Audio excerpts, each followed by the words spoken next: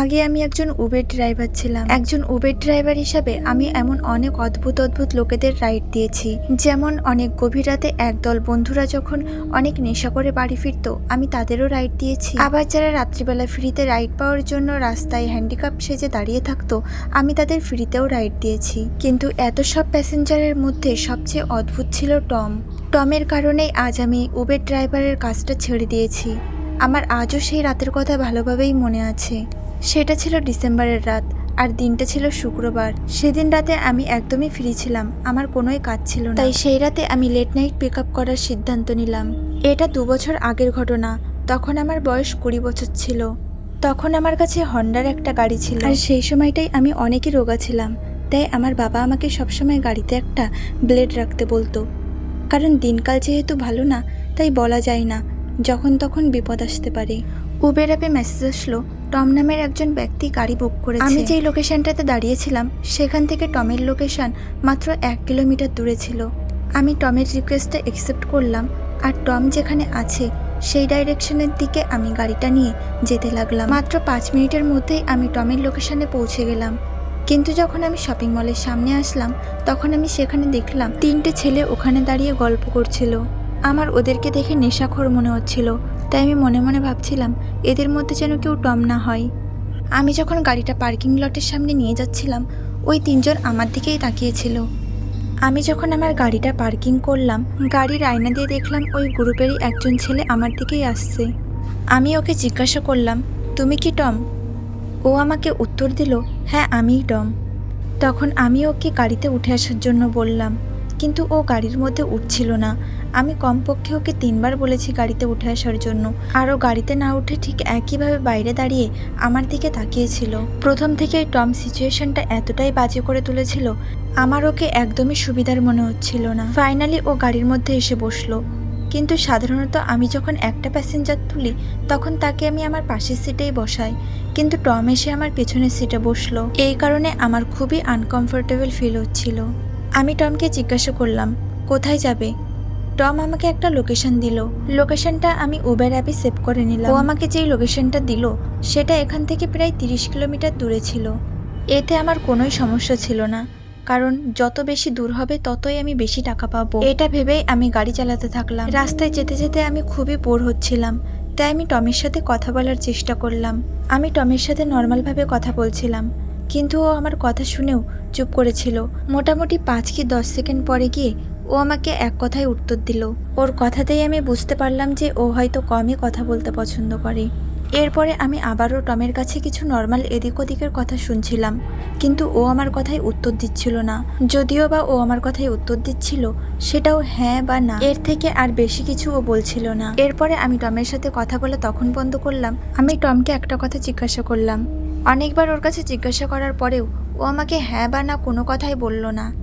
আর Tom আমাকে যেই লোকেশনটা দিয়েছিল সেটার কেবলমাত্র 15 কিলোমিটারই আমরা কভার করতে পেরেছি। এখনো আরো 15 কিলোমিটার বাকি ছিল। গাড়ি চালাতে চালাতে মাঝপথে আমার কাছে পরিস্থিতিটা আরো বেশি ভয়ানক মনে হতে শুরু করে। আমি গাড়ির আয়নার দিকে তাকাতে ভয় পাচ্ছিলাম, কারণ আমি পুরোপুরি শিওর ছিলাম যে টম আমার দিকেই দেখছে। তবুও আমি সাহস করে কিছু 1 সেকেন্ডের জন্য আয়নার দিকে দেখলাম। আমি যেটা ভাবছিলাম সেটাই হলো, টম আমার দিকে একভাবে তাকিয়েছিল। আমার কাছে টমকে সুবিধার মনে হচ্ছিল না, তাই আমি গাড়ির স্পিডটা আরও জোরে বাড়িয়ে দিলাম, যাতে করে আমি ওই লোকেশনটাতে তাড়াতাড়ি পৌঁছাতে পারি আর টম আমার গাড়ি থেকে নেমে যায়। এখন ওই লোকেশনটাতে পৌঁছাতে শুধুমাত্র 5 কিলোমিটারই বাকি ছিল। গাড়ি চালাতে চালাতে আমি একটা বিষয় খেয়াল করলাম, আমরা যেই লোকেশনটাতে আছি ওর আশেপাশে দূর দূর পর্যন্ত কোনো গ্রাম বা শহর কিছুই দেখা যাচ্ছে না। চারিদিকে শুধু ঘন জঙ্গল। এমন মনে হচ্ছিল যেন এখানে দিনের বেলাতেও কোনো মানুষ আসে না। এবার আমার মনে সত্যিই ভয় হতে শুরু করে। এই লোকটা আমাকে যে লোকেশনটা দিল, সেই লোকেশনটা আসলে আমাদের কোথায় নিয়ে যাচ্ছে? আমি আবার উবের অ্যাপে ওই লোকেশনটা চেক করলাম। আমি লোকেশনটা জুম করে দেখার চেষ্টা করছিলাম, যাতে আমি বুঝতে পারি যে লোকেশনটা এক্স্যাক্টলি কোথায় গিয়ে দাঁড়াচ্ছে। আমি আরও একবার হতবাক হলাম। টম আমাকে যেই লোকেশনটা দিয়েছে সেটা আসলে একটা জনশূন্য ফাঁকা জায়গার মধ্যে নিয়ে যাচ্ছে। আমার এতটাই ভয় করছিল যে আমার কাছে এক এক মুহূর্ত যেন 1 ঘন্টার সমান মনে হচ্ছিল। আমি আরও একবার ভয়ের সাথে আয়নার দিকে তাকালাম। টম এখনো আমার দিকেই তাকিয়েছিল। টমকে দেখে আমার খুবই ভয় করছিল। তবুও আমি মনে সাহস নিয়ে টমকে জিজ্ঞাসা করলাম, তুমি আমাকে যে লোকেশনটা দিলে সেটা কি তোমার বাড়ির ঠিকানা? এবারও টম আমার কথায় কোনো উত্তর দিল না। গাড়ির মধ্যে সেই মুহূর্তে একটা অদ্ভুত রকমের নিস্তব্ধতা তৈরি হলো। আমার মনে হলো হয়তো টম আমার সাথে কথা বলতে চায় না, আর না হলে হয়তো ও আমার কোনো কথা শোনেইনি। আমি এরকমটা ভাবছিলামই, কিন্তু প্রায় 5-10 মিনিট পরে গিয়ে টম আমাকে উত্তর দিল। হ্যাঁ, ওটা আমার বাড়িরই ঠিকানা। তুমি তাড়াতাড়ি গাড়ি চালাও। আমরা এখন ওই লোকেশনটার থেকে মাত্র 1 কিলোমিটারই দূরে ছিলাম, কিন্তু এখনো পর্যন্ত আমি রাস্তার আশেপাশে একটাও বাড়িঘর দেখতে পেলাম না।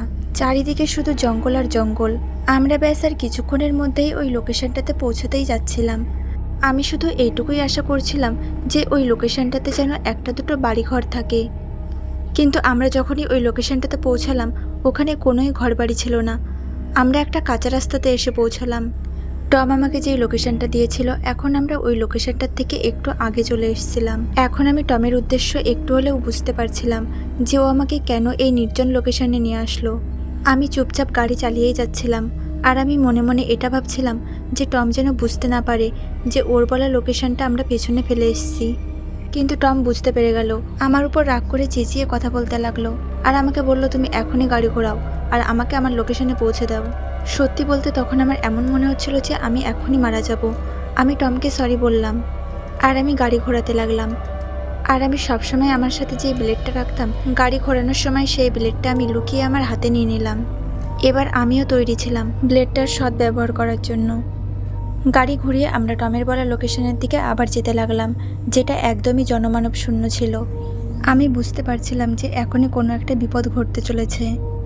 যখন আমি টমের বলা লোকেশনটাতে গাড়ি দাঁড় করালাম, টম আমাকে খুবই ভদ্রভাবে বলল, আমাকে এত দূর পর্যন্ত রাইড দেওয়ার জন্য তোমাকে অনেক ধন্যবাদ।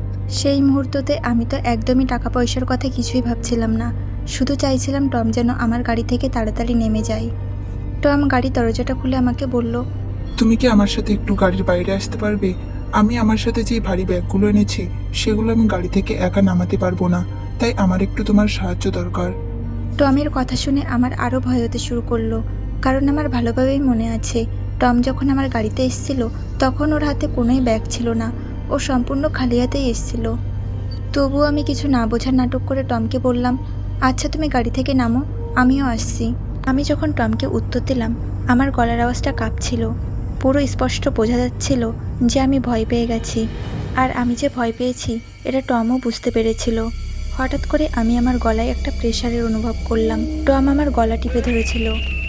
আমার দম বন্ধ হয়ে আসছিল, আর আমি ছটফট করছিলাম। তখন আমার কাছে থাকা ব্লেডটা দিয়ে আমি টমের হাতে কেটে দিলাম। প্রচণ্ড যন্ত্রণায় টম চিৎকার করে উঠল, আর আমার গলা থেকে হাতটা সরিয়ে নিয়ে ও গাড়ির বাইরে চলে গেল। এই সুযোগে আমি গাড়ির স্পিডটা বাড়িয়ে ঘন জঙ্গলের মধ্যে দিয়ে বাড়ির দিকে রওনা দিলাম। আমি এতটাই ভয় পেয়ে গেছিলাম যে আমার মাথায় পুলিশকে ফোন করার কথাও আসেনি। আমি শুধু এটাই চাইছিলাম যে আমি যেন তাড়াতাড়ি বাড়ি পৌঁছে যাই। এই ঘটনাতে আমি এতটাই আতঙ্কিত হয়ে গেছিলাম যে এই ঘটনার পরে আমি উবের ড্রাইভারের কাজটা ছেড়ে দিই।